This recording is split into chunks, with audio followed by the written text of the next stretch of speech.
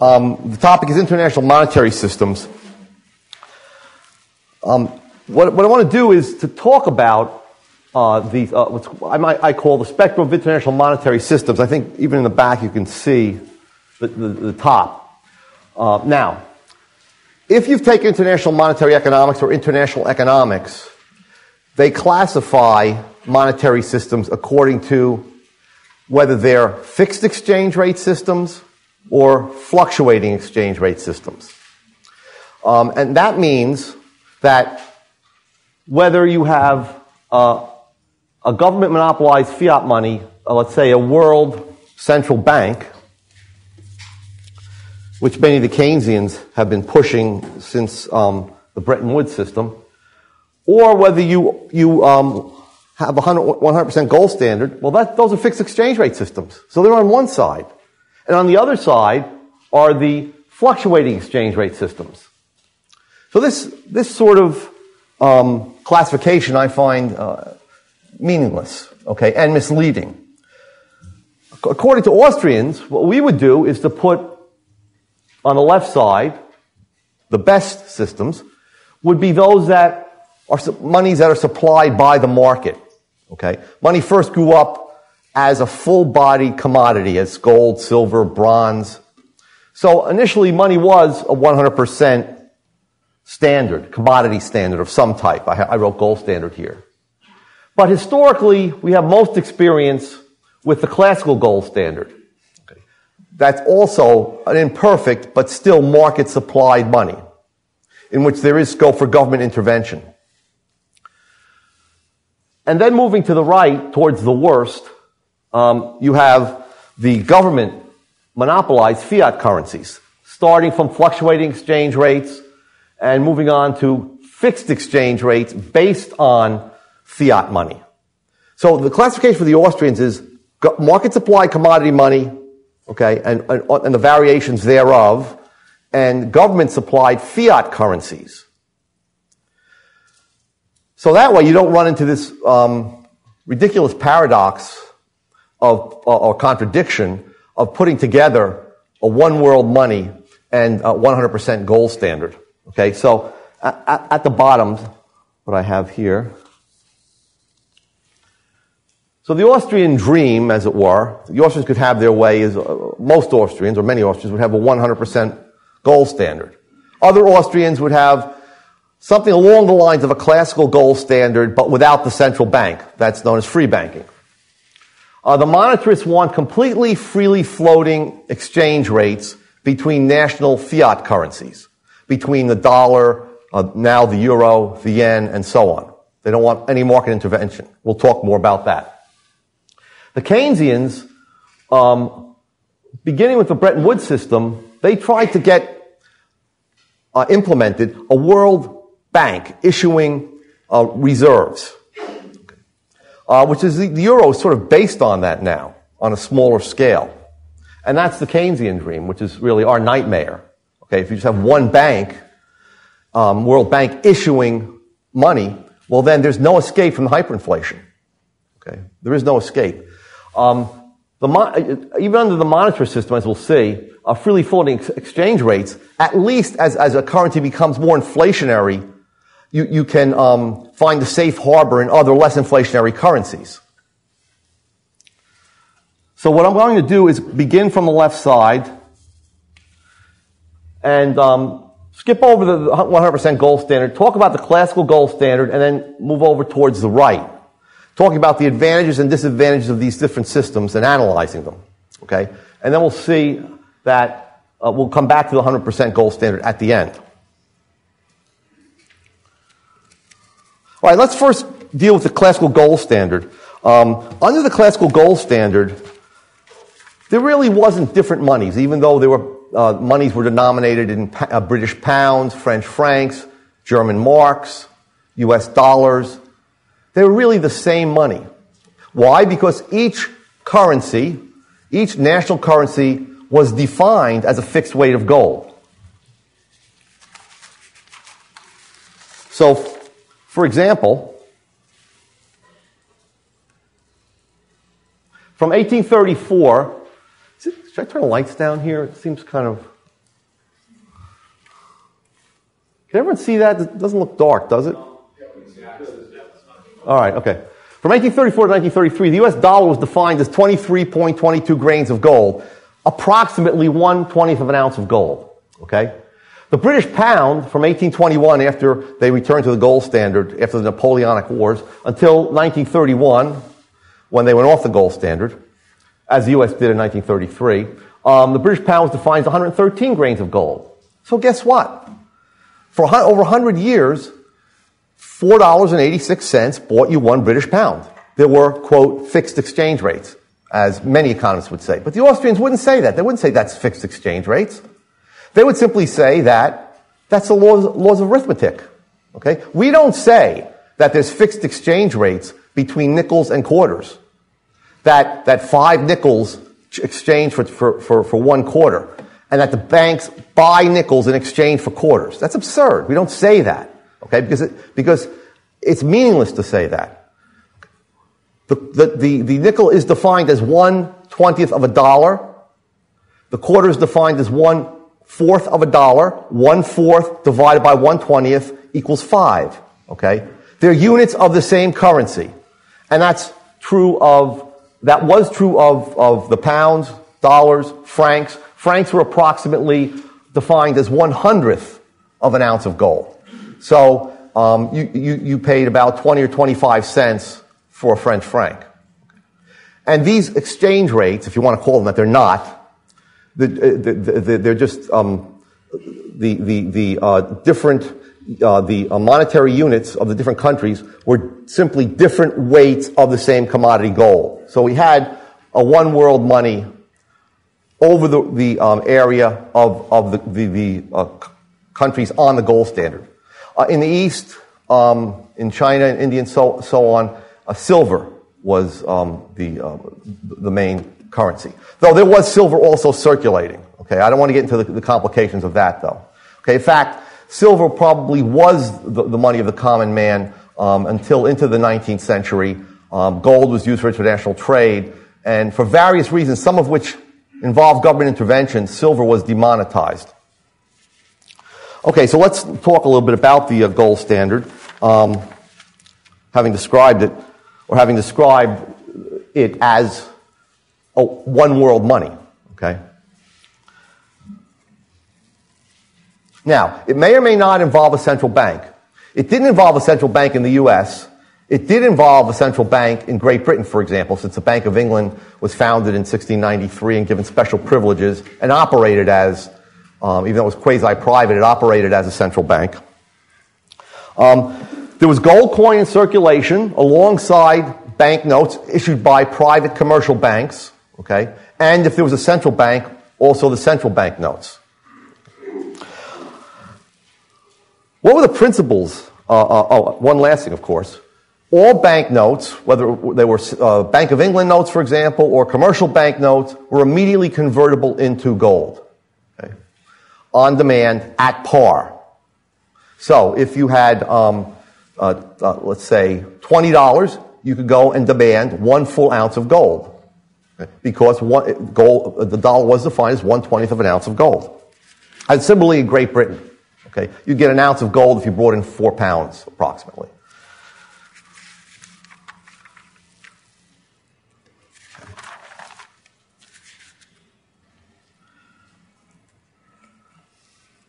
Now, what was a constraint on inflation under the classical gold standard?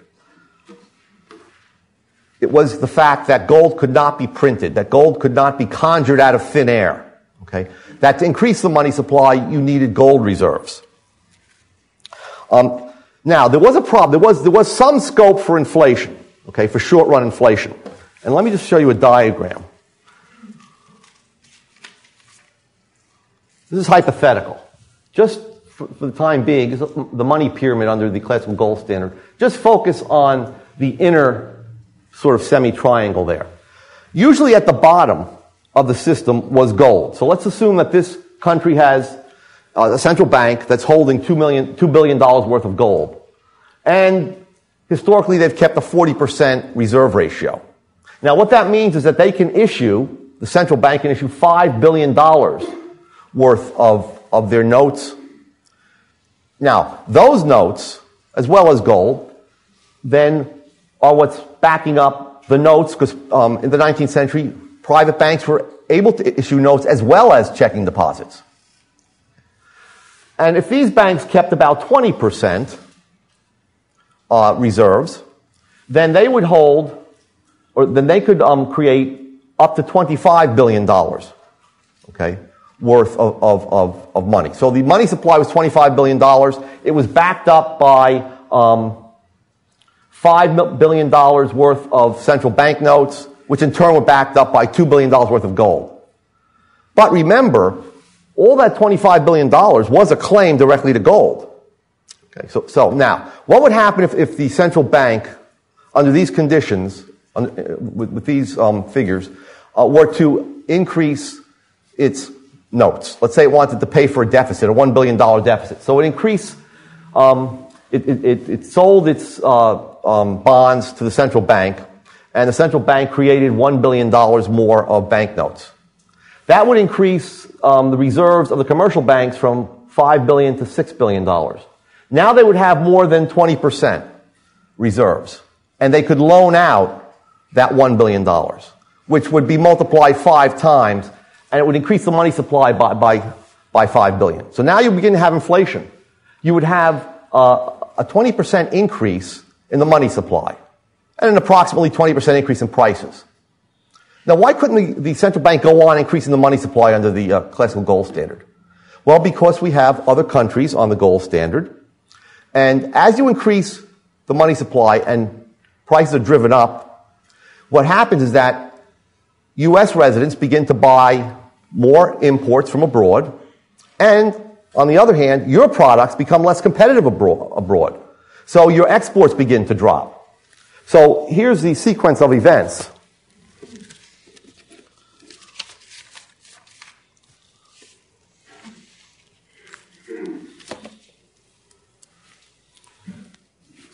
Yeah.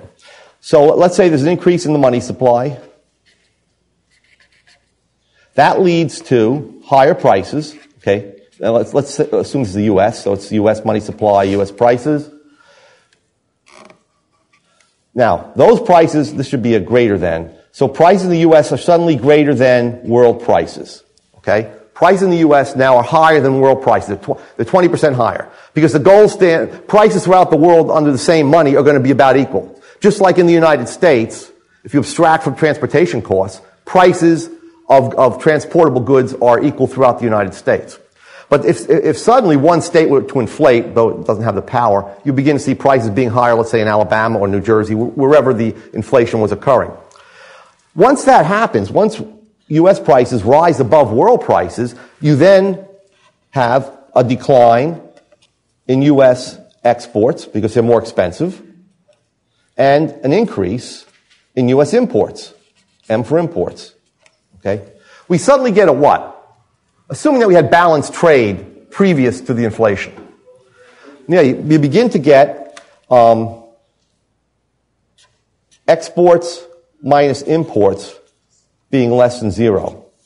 We get a deficit. Okay, so the balance of trade deficit, pounds of payments deficit now is less than zero, meaning that we're spending more abroad than people are spending here in the U.S., okay, because of our higher prices. Now, are the British or the French willing to accept U.S. dollars, paper dollars? No, they want gold.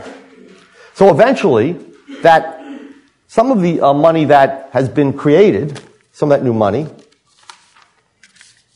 is going to find its way into the hands of the exporters in foreign countries, or even, maybe they won't even accept the dollars.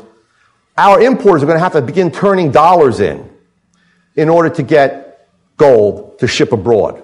So what's going to happen is that as a result of this increase in the size of the pyramid, standing on the same gold base, now we have 30 billion at the top and only 2 billion at the bottom, you're going to get the base narrowing even more, right? Because let's say there's a $1 billion deficit.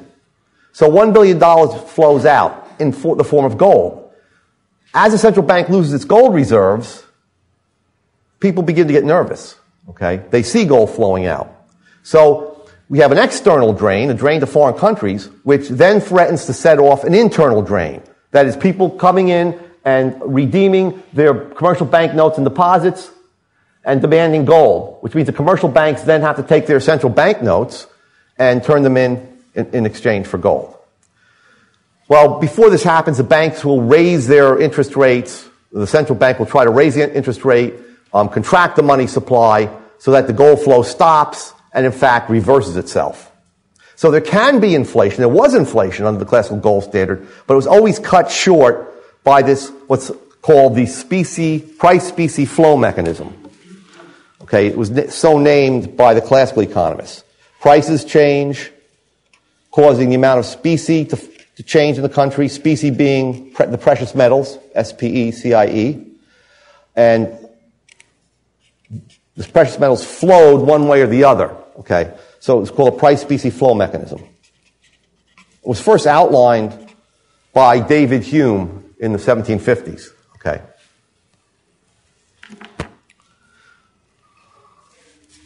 So this is what kept inflation restrained under the gold standard. In fact, balance of payments crises are good things. Okay? They force a recognition that inflation cannot go on forever. So under the gold standard then, the money supply, or the increase of money supply, was pretty much in the long run dependent on the amount of new gold that came into the system. Okay? Or if a country grew very quickly and given its money supply, its prices would fall compared to other countries. And gold would flow in because that country had more of a demand for money.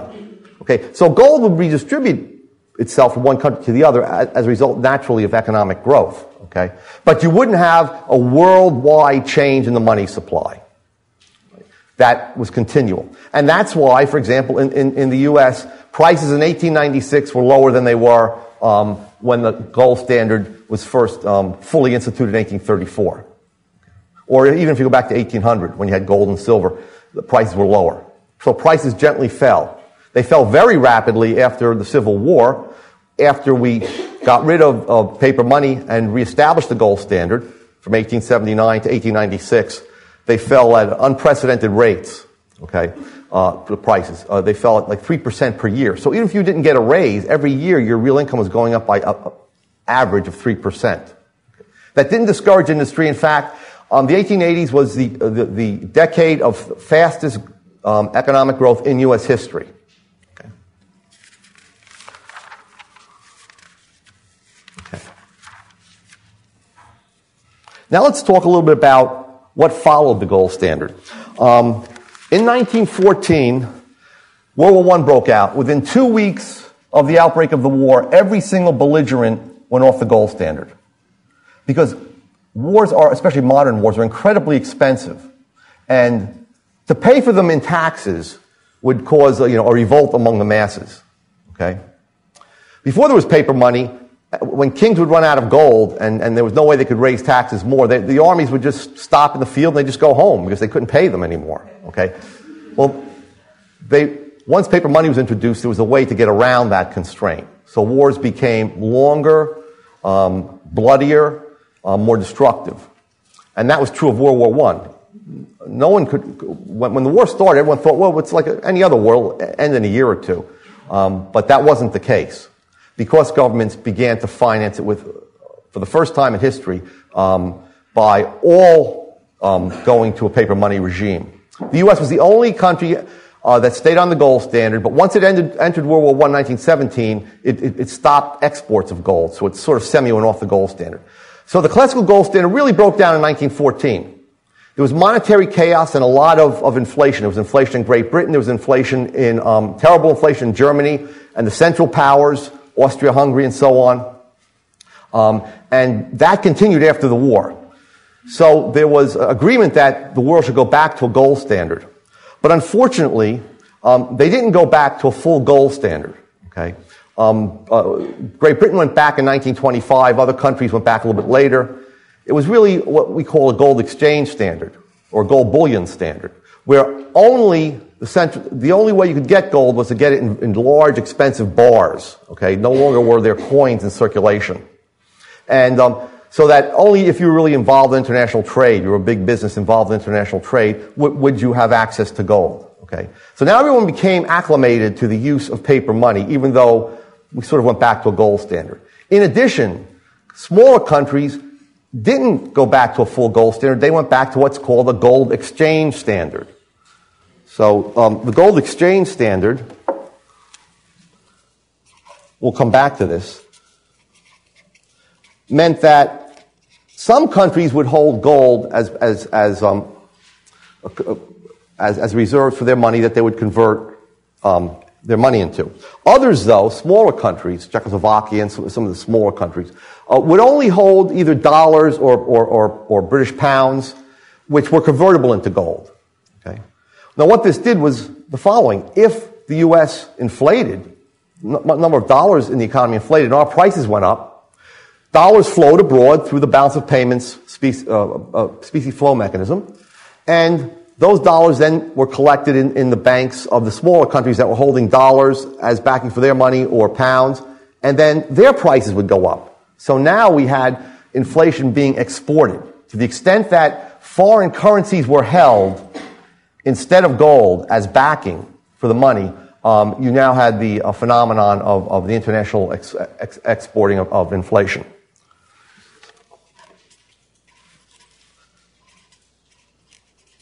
Okay, but we sort of went back to the gold standard,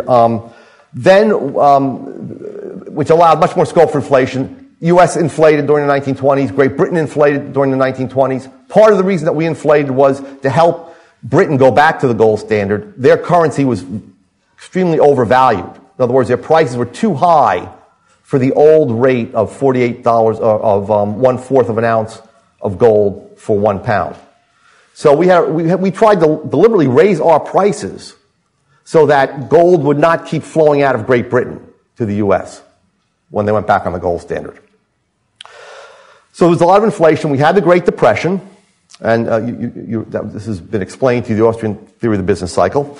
And by 1931, Great Britain, which had suffered really deflation from 1925 to 1931, went off the gold standard. Their depression actually started in 1925 when they tried to go back to gold at the old the par value of gold, even though prices had increased tremendously, okay? And there wasn't sufficient gold to back up all the new money that had been created in Great Britain.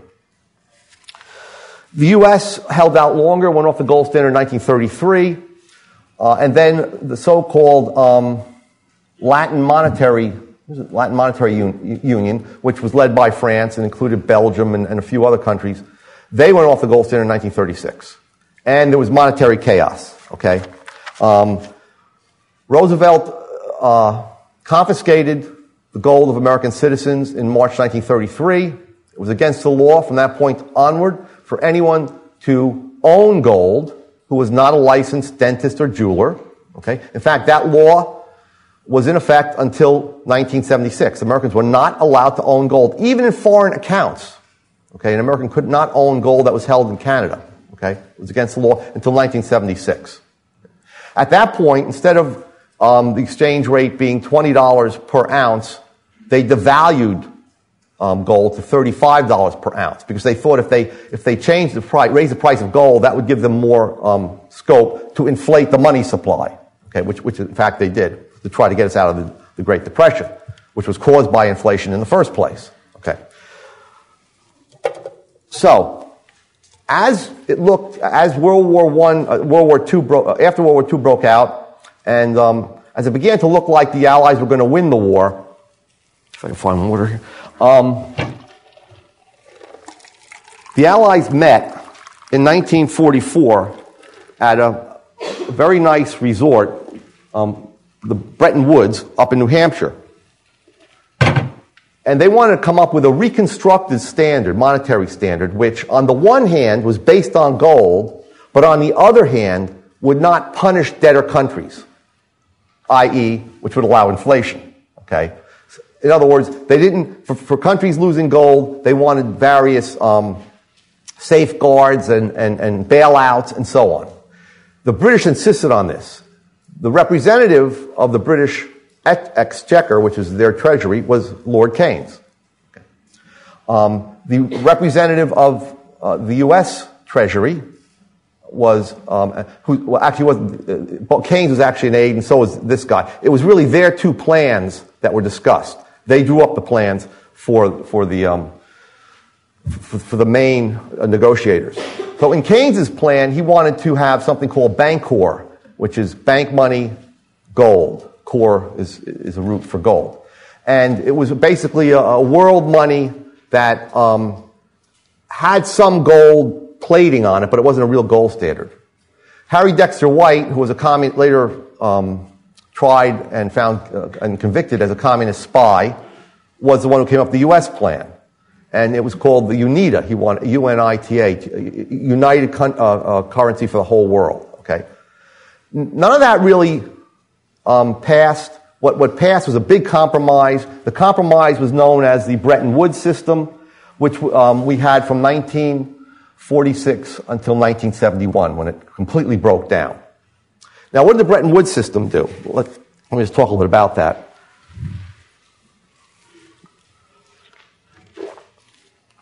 The Bretton Woods system set up one or two key currencies.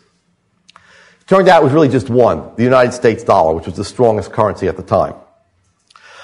Now, that currency, and only that currency, would be convertible into gold. So the dollar was convertible into gold at $35 per ounce.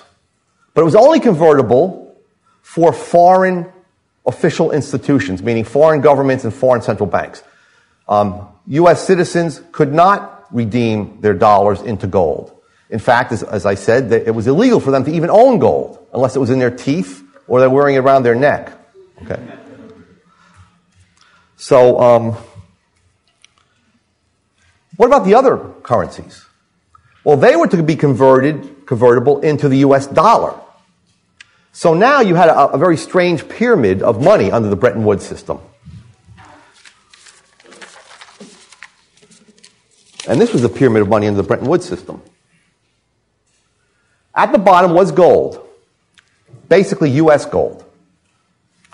The next layer up, if you can see this, next layer up was the Fed notes and deposits, okay?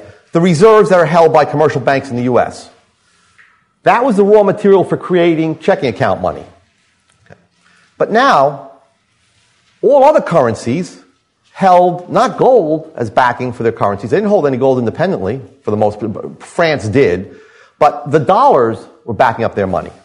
So now if the Fed increased the money supply, well, the money supply would increase in the U.S., commercial bank deposits would increase, and therefore the money supply would expand, and our prices would go up. And as our prices went up, compared to prices in the rest of the world, we would import more from the rest of the world, export less to the rest of the world. We would have a deficit. Dollars would flow out. But now, would any of the foreign countries demand gold? No, because under the Bretton Woods system, the dollar was as good as gold. And people trusted this in the beginning. I'll show you, I'll write out the figures for you, the reason why they trusted it. Mainly because the U.S. had most of the gold in the world, okay, after World War II. So, now what happened was, all that happened was that the U.S. didn't lose its gold stock when it inflated. In fact, it exported its inflation to the rest of the world. This is how we paid for the Vietnam War, for example. Europeans paid for the Vietnam War. We sent them paper, and they sent us all these goods. That's why Americans did not feel the bite of the Vietnam War. We didn't feel poor during the Vietnam War. They didn't raise our taxes, okay? They didn't try to borrow in the U.S. and push up interest rates tremendously. Interest rates stayed fairly low. So we didn't feel that we now couldn't afford houses and cars. So we kept low interest rates, we kept increasing the money supply, and guess what was happening? We had huge deficits year after year in the 1960s, okay? And beginning in 58, actually. And where were these deficits going?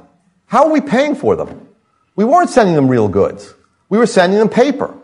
And then their money, so the people who got the paper, the dollars, in their countries, the exporters in their countries, would turn the dollars in for their own currency. So they would create more of their own currency to buy the dollars back to back up that currency. So this whole thing just was expanding, but the gold didn't. So it was becoming more and more unstable. It was starting to tip back and forth. Okay, here's what happened. Let me just give you some statistics.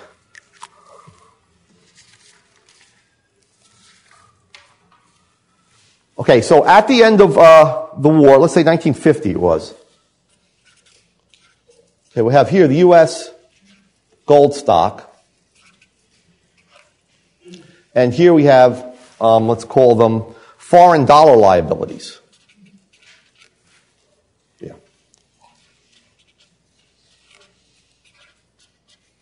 These are the dollars that were being held by foreign central banks and governments who had the right, by the agreement of Bretton Woods system, to redeem them in gold.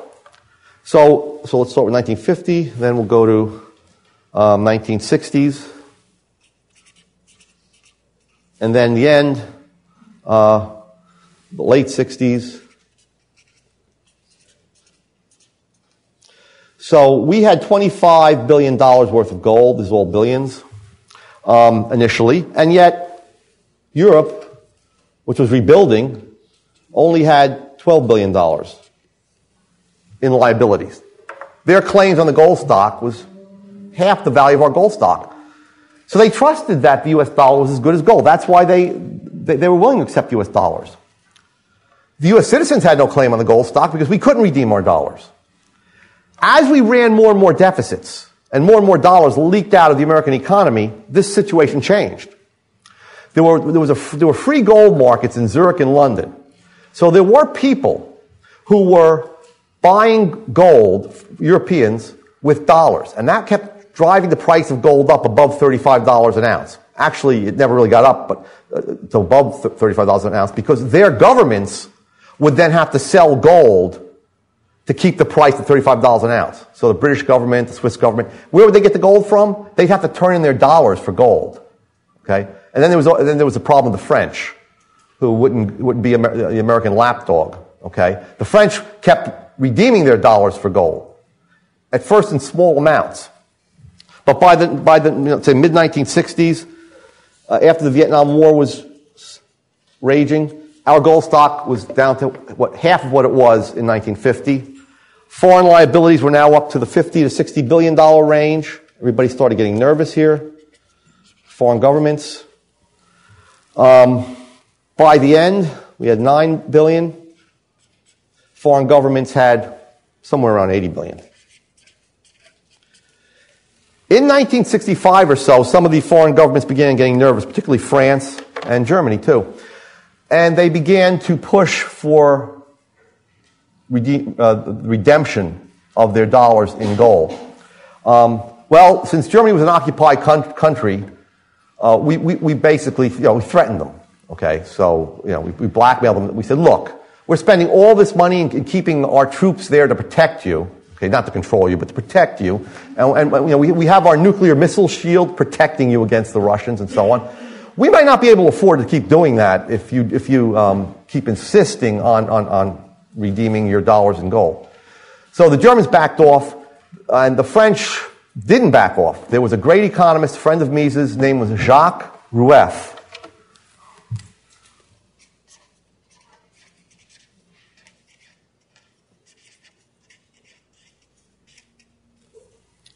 And Rueff pointed out, way before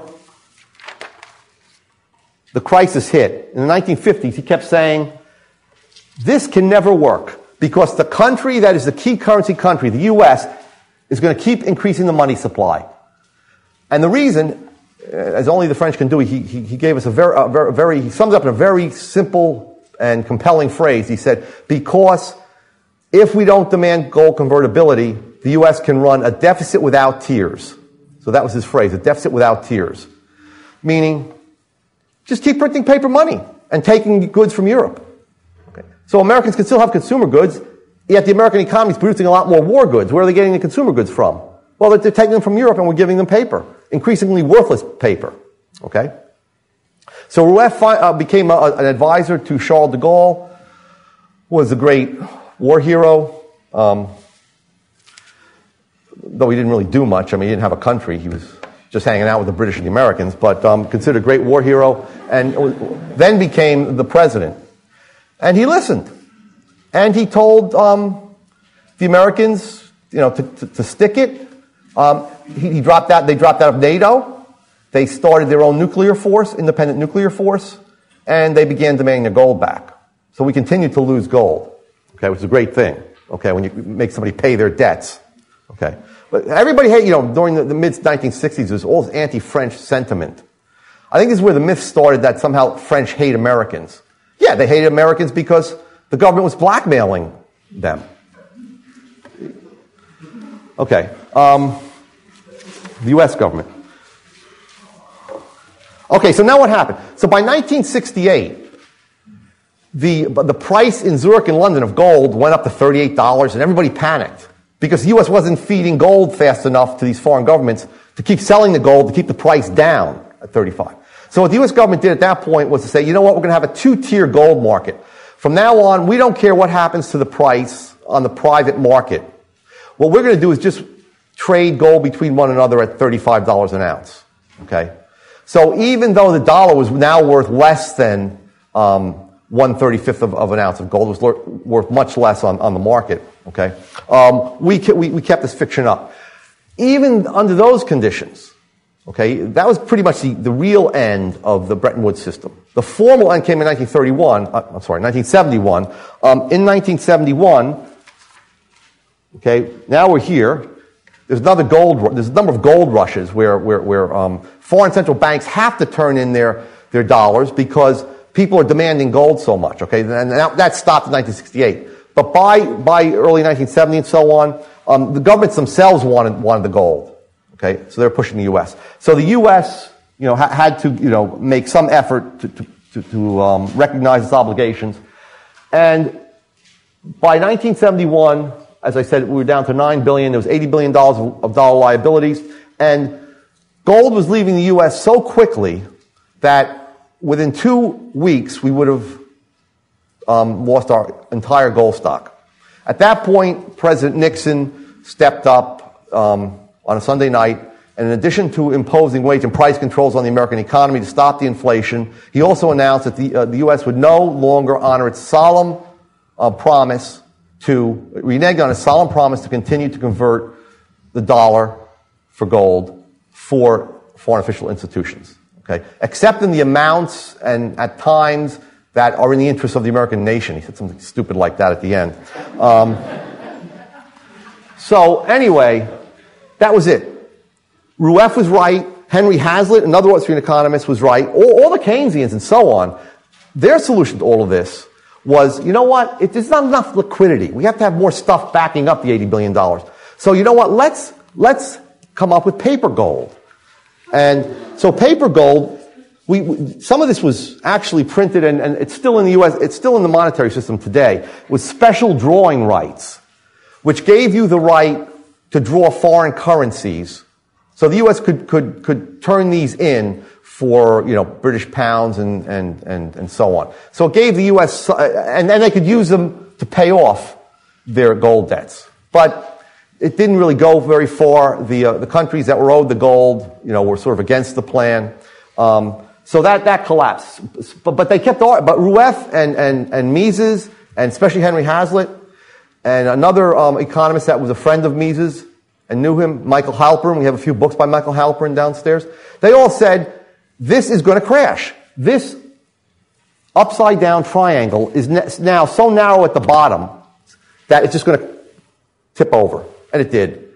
Okay? So basically, the system collapsed, and the Austrians predicted the collapse and began predicting it in the 1950s when everyone was denying it. Now, this is a great topic for a dissertation or a paper. This shows that Austrian theory can make what's called pattern predictions, not quantitative predictions, but we can predict patterns. We can say that if you hold the minimum wage rate far above the equilibrium level, you're going to have mass unemployment, as we did in the 1930s. And the Austrians were right about that. But this episode in the 1950s and 60s is also very important and should be emphasized. That the Austrians said, look, if you keep this incentive system where there is no incentive for the key currency country to not inflate, well, they're going to continue to inflate until the whole thing collapses. And it was predicted. Okay? And right up until the end, Milton Friedman said that, you know what, he says, look, he was against the Bretton Woods system. He wanted freely fluctuating exchange rates. He didn't want any currency backed by gold. Okay? So, but what he said was, it's really the dollar that's holding up the price of gold. So he and Fritz Machlup and a few other economists said, if we stopped using gold to back up the dollar, the value of the gold would fall to about $10 an ounce, which was its industrial value. Okay? Which was the value that you would need to get it all absorbed into industry. What happened? We went off the gold standard. By 1980, the price of gold was not $10, it was $800. Okay? And the Austrians were right about that also. Okay? In fact, Rueff and Mises, they said one solution might be, before this whole thing collapses, is to double the price of gold. Make it $70 an ounce. So then the U.S. would have more gold. Okay? And Rueff wanted to go a step further and then distribute the gold to the countries that had the dollars and liquidate this whole key currency system and just go back to a classical gold standard. And that was the last chance we had to go back. But once 1971 came, that was the end. Okay? So the Austrians were right once again. So then what happened? Then for about 13 months, there was something called the Smithsonian Agreement, which was trying to fix exchange rates between currencies with nothing backing them up. And what does that mean?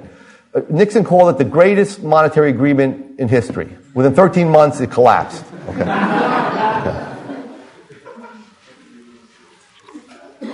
Okay. Then after that, we began to get the monetarist dream of freely floating exchange rates. Okay. By the time Reagan there's a lot of monetary chaos in the 1970s. So the monetarists convinced various governments to look, let's just allow supply and demand to determine exchange rates. And here's what the argument was. Okay, so we're looking at freely floating right there. Let me just tighten in on that.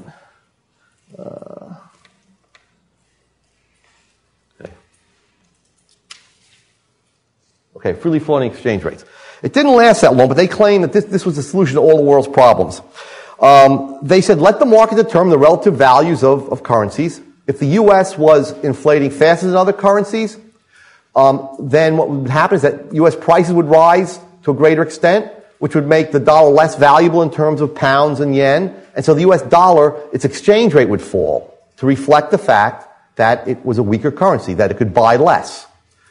So they said that was the first thing. They said, number two, there would be no balance of payments crises because gold would no longer change hands. All that would happen would be that the more inflationary countries would find that the exchange rates of their currencies were going down or losing value, depreciating. Okay? The countries that were more responsible, like Switzerland and Germany, would find that the value of their currencies was going up, okay, on foreign exchange markets. So the mantra said, you would never have a need for tariffs or for quotas or for any protectionism because the value of the currencies would adjust to make sure that nobody's exports were overpriced, nobody's imports were so cheap that a lot of countries were importing them. Okay, the market would adjust. So they said it was not only a good monetary system, but it was good. It would get rid of protectionism. They also said there'd be no instability of the price level because of foreign monetary conditions. So under the gold standard, if a country is inflating too much, gold is going to flow out of that country, and the money supply of the other country that's not inflating is now going to increase because gold is flowing in. So they would suffer inflation not because of their own doing, but because of what the inflationary country was doing. But Friedman said, and the other monetarists, this is not going to happen with fluctuating exchange rates because if a country inflates, all that's going to happen is the value of its currency is going to fall. So he said there will be no international exporting of inflation or of business cycles. If another country for some reason deflates and begins buying less and having a lower money supply, well, they'll suffer deflation, but no other country will suffer deflation. So the bottom line, what the Friedmanites said was, if you want a stable economy under fluctuating exchange rates, you can get it by just having a responsible monetary policy on the national level. You don't have to worry about what anyone else is doing. So that was their dream, and it turned into a nightmare. Because they left out a few things. First of all, they're putting control of the money supply into the hands of a monopolistic government. Okay? We know that democratic governments have a tremendous incentive to run fiscal deficits, to always spend more than they take in tax revenues. Because the way you get elected is by increasing spending programs. That's how you get votes. But on the other hand, it hurts you to raise taxes with the public. The public sees that the money's coming out of their pockets and going to subsidize the farmers, or coming out of their pockets and going to pay for welfare, or coming out of their pockets and going to pay for some ridiculous military adventure in some other country. Okay? Okay, so but if you inflate, well, it doesn't, at least in the beginning, their taxes don't go up, interest rates don't rise, so they don't see the effects of the spending. So it's in the interest of democratic governments to always increase the money supply. And that leads to fiscal irresponsibility, which means then we get a lot of deficits. So after 1971, we began to get big deficits, especially during the Reagan era. Okay, we got huge deficits. And this is when the monetarists, for about 3 or 4 years, were ascendant. That's when they dominated. Okay. So now they were running budget deficits, to borrow Jacques Rueff's phrase, budget deficits without tears. Okay, they didn't have to worry about losing gold. So the global economy became more inflationary. Okay, I meant to bring a figure here that just shows inflation is going up, and then all of a sudden, 1971, you see it shooting up like that. And that's, of course, when the price of gold jumped from $35 all the way up to $800 by 1980. Okay, to reflect huge inflation that was going on. Okay.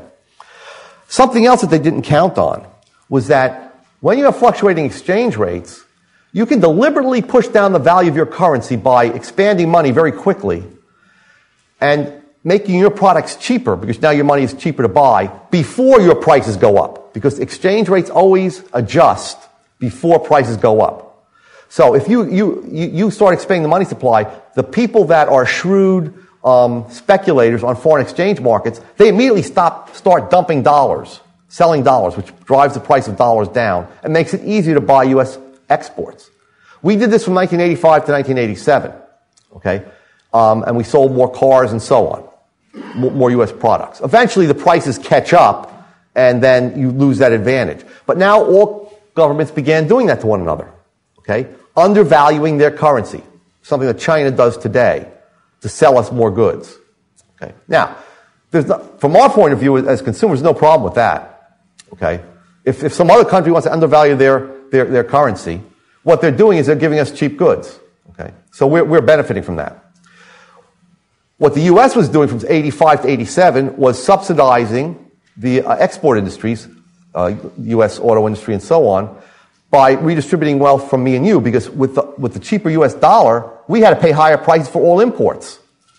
Okay, so imports go up in price when your currency loses value, and your exports go down in price, and you begin selling them. So at that point, you don't get rid of protectionism and so on. Right? Everybody's fighting one another, trying to lower. It's called beggar thy neighbor. Everyone is trying to lower the value of their currency. And they do that through more inflation. So you get even more inflation. You don't get responsible monetary policy, as the monetarists claim. Eventually, the monetarist system broke down, and we moved to the right further to dirty floating. Okay? Another word for that is managed floating, a nicer word for that. It's managed floating. Okay? Where the government continues to intervene. It doesn't allow, even though there's no backing to the money, it does not allow the markets to adjust the value of different currencies. It's sometimes called pegged exchange rates. Okay. And so now you have governments using both the exchange rate to gain advantages for special interest groups in their economies, as well as quotas and tariffs and so on. And that's pretty much been our system from 1988 to the present. Okay. But it's not a satisfactory system. And let me just... with a few minutes left, talk a little bit about what some of these Keynesians would like to do. some of the plans they've come up with. Because they didn't like the monetarist system either. Okay, they always looked for movement towards central bank cooperation. All central banks inflating together. That's their dream. Better yet, a one world money. Okay, because when you have that, then at least with the monetarist system, if the U.S. dollar is losing value, or as we see today, if Latin American countries are losing value, its currency is losing value, people will use dollars. They're able to choose a stronger currency. In fact, it's estimated by the Fed that that about 2/3 of all U.S. currency is outside the United States. The Fed notes, okay, and 80% of the $100 bills are outside the United States. Okay, people who don't trust their own currencies hoard U.S. dollars, use U.S. dollars. Also, drug dealers use U.S. dollars. Okay. But that's been changing. As the U.S. dollar has lost value in recent years against the euro, even drug dealers don't trust it. They're beginning to substitute the $100 bills with 500 euro bills, which are much bigger denomination. It's easier. By the way, why did we get rid of all the larger denominations? We used to have a $1,000 bill and so on. Because of the drug war. Okay? Because the government wants to keep track of large payments. Okay? So, just to mention a few of the crazy Keynesian things, we have something called crawling target zones that they advocate, or crawling target zones with soft buffers. Okay, now that can only come from the mind of a bureaucrat. Okay, and of course it was conceived by John Williamson, longtime IMF bureaucrat, and C. Fred Bergston, former Carter administration Treasury official, who's still writing today. And basically they think that somehow mathematically you can figure out the equilibrium exchange rate, just the right exchange rates between all currencies. And then you freeze those exchange rates, and you say you can only move between 10% above or 10% below. The currencies can only fluctuate against each other by 10%. And the way that they would keep these exchange rates in that range would to have all the major governments agree to increase their total spending at the same rate. In other words, inflate at the same rate. Okay? There's something also called, Ronald McKinnon, a Stanford economist, he likes the gold standard, but he doesn't like gold. So he wants a gold standard without gold. That's the name of his book. He recommended this in the 80s and 90s. He recommended that the mark, before there was the euro, the yen, and the dollar should be fixed, again, without gold backing it up, within a very narrow range, and that every day the central banks should get in touch with one another and change their interest rates, okay, just enough to keep those three currencies, main currencies, in that range. Okay. Why don't you just go back to the gold standard? Well, why do we have to fool around all this nonsense? Finally, only an Ivy League economist would come up with this. A global central bank, his name is Richard N. Cooper. There would be an issue of world fiat currency in exchange for national government security. So governments would take their bonds, okay, if they wanted to borrow, they'd issue them and they'd sell them to this global central bank. Okay, it's an open market operation on a global level, who would then supply them with these reserves. And so everybody would have a fixed amount of new reserves, and then they, in turn, could use those reserves to back up their own money supply and increase their own money supply through multiple deposit expansion. So everybody would then be what? Inflating at the same rate. Okay, and now, where do you escape if there's a hyperinflation? There is no escape. Okay, fortunately, this stuff sort of came into fashion in the 80s and 90s when things were really bad. You don't hear too much about it, but it's always just under the surface. Okay, and anytime you hear about central bank cooperation, it means all banks are, we should inflate all money supplies together. That's the key thing. That's what the problem is with the euro. Okay, because the less inflationary countries like Germany and so on don't run the big deficits that Greece, the pig countries do. Okay, Portugal, Italy, Ireland, Greece, Spain. Yeah. Okay, so I think the euro is going to break down, which would be a good thing. Okay, go back to moving back to the left is better. Okay, always moving that way is much better. Okay, all right, I'll stop here. Thank you.